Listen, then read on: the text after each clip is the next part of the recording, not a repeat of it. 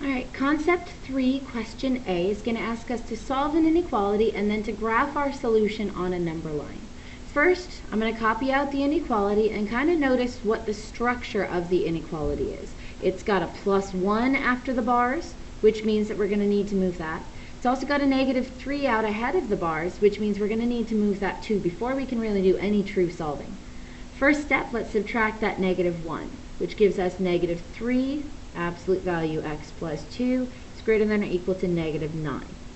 Now I also need to divide that -3 because these bars aren't really like parentheses. You can't distribute over them, so if you have something outside the bars, your only option is to divide it away. Now we're going to divide by that -3, but because we're dividing by a negative, that means we need to switch the inequality sign. That's an important rule to remember. So now we've divided. We've got -9 divided by -3 is +3. And again, that little sign did switch. And I'll make a note of that just so we remember. Because we divided by a negative number. Now, because the bars are now by themselves, it's now up to us to solve. Technically, there are two different inequalities that we need to solve. One of them is the exact inequality that we see here. X plus 2 is less than or equal to 3. The other thing we need to solve is x plus 2 when it's -3. But if I make this a negative, and again, remembering our rule, we need to switch that inequality sign in the other direction. So now I'm going to solve twice. I'll move this up a bit. If x plus 2 is less than or equal to 3, that means x must be less than or equal to 1, if I just move the 2 over. Same thing in this one. If I move the 2 over, that means x is greater than or equal to -5. So I've got two different parts to my answer. X is less than or equal to 1, x is greater than or equal to -5.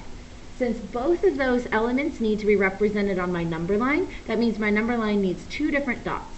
One of them at +1, the other one at -5. Now personally, I don't spend a ton of time on my number lines, so you'll find mine a little less detailed than your teacher may require. So just make sure that you're making absolute checking with them so they don't mark you down for this. I'm going to make a dot at -5 and a dot at +1, and I'm just going to label them, just so you can see which is which.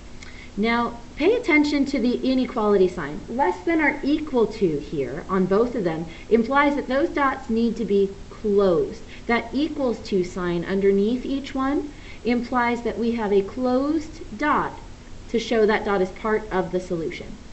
Now, let's look at each dot separately. X is less than or equal to 1 implies that all the values to the left of 1 need to be shaded.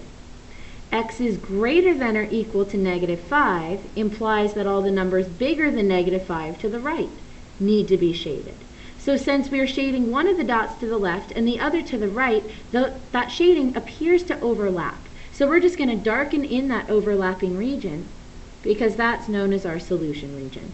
So as long as you have your two closed dots, labels, of course, on both dots, just shade in the region that corresponds to the direction that your inequality sign is facing.